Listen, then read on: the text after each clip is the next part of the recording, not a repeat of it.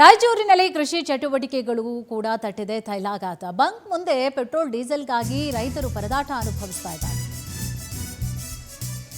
ರಾಯಚೂರಿನಲ್ಲಿ ಕೃಷಿ ಚಟುವಟಿಕೆಗಳಿಗೂ ಕೂಡ ತಟ್ಟಿದೆ ತೈಲಾಘಾತ. ಬಂಕ್ ಮುಂದೆ ಪೆಟ್ರೋಲ್ ಡೀಸೆಲ್ಗಾಗಿ ರೈತರು ಸರತಿ ಸಾಲಿನಲ್ಲಿ ನಿಂತಿದ್ದಾರೆ.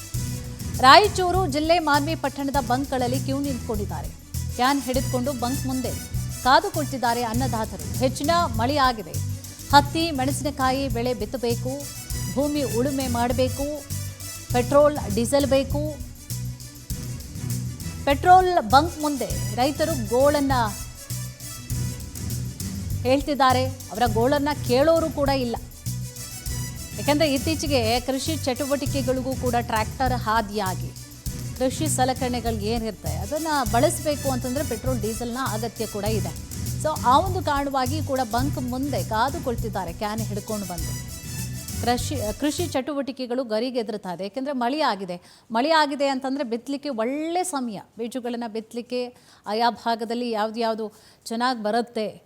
ಸೊ ಅದನ್ನು ಬಿತ್ತಲಿಕ್ಕೂ ಕೂಡ ಒಳ್ಳೆ ಸಮಯ ಆಗಿರುವಂತಹ ಕಾರಣಕ್ಕೋಸ್ಕರ ಈಗಾಗಲೇ ಕೃಷಿ ಚಟುವಟಿಕೆಗಳನ್ನು ಮಾಡಬೇಕಾಗಿರುವಂತಹ ಕಾರಣವಾಗಿ ಬಹುತೇಕವಾಗಿ ರೈತರು ನೋಡಿ ಕ್ಯಾನನ್ನು ಹಿಡ್ಕೊಂಡು ಬಂದು, ಕ್ಯಾನಲ್ಲಿ ಪೆಟ್ರೋಲ್ ಡೀಸೆಲ್ ಕೊಡೋ ಹಾಗೆ ಇಲ್ಲ, ಬಟ್ ಇಲ್ಲಿ ಬಂದು ಮುಂದೆ ಸಿಗುತ್ತೋ ಇಲ್ವೋ ಅನ್ನುವಂಥ ಭಯದಲ್ಲಿ ಆತಂಕದಲ್ಲಿ ಇರೋದ್ರಿಂದಾಗಿ ಕ್ಯಾನ್ಗಳಲ್ಲಿ ಈಗಾಗಲೇ ಹಿಡ್ಕೊಂಡು ಬಂದು ಪೆಟ್ರೋಲ್ ಡೀಸೆಲನ್ನು ಹಾಕಿಸ್ಕೊಳ್ಳೋಕ್ಕೆ ಅಂಥೇಳಿ ಬಹುತೇಕ ರೈತರು ಕಾದು ಕೂತಿದ್ದಾರೆ. ಅವರ ಗೋಳನ್ನು ಯಾರು ಕೂಡ ಕೇಳೋರಿಲ್ಲ. ಅಂತಹ ಸ್ಥಿತಿಯಲ್ಲಿದ್ದಾರೆ. ಪಾಪ ಸರತಿ ಸಾಲಿನಲ್ಲಿ ನಿಂತ್ಕೊಂಡಿದ್ದಾರೆ. ಕ್ಯಾನನ್ನು ಇಟ್ಟಿದ್ದಾರೆ. ರಾತ್ರಿಯಿಂದಲೂ ಕೂಡ ವೆಯ್ಟ್ ಮಾಡಿದ್ದಾರೆ ಅವರು. ಬೆಳಗ್ಗೆ ಆದರೂ ಕೂಡ ಬಂಕ್ ಮುಂದೆ ನೋಡಿದ್ರೆ ಬಂಕ್ ಮುಂದೆ ನಿಂತಿದ್ದಾರೆ. ರೈತರು ಡೀಸೆಲ್ ಹಾಕುವಲ್ರು, ರೈತರ ಸಮಸ್ಯೆ ಜಾಸ್ತಿ ಐತೆ. ಈಗ ಮೇನ್ ಬೀಜ ಹಾಕ ಸಮಯದಾಗ ಡೀಸೆಲ್ ಬಂದ್ ಮಾಡ್ಯಾರ. ರೈತರಿಗೆ ಬಹಳಷ್ಟು ತೊಂದರೆ ಆಕತ್ತದ.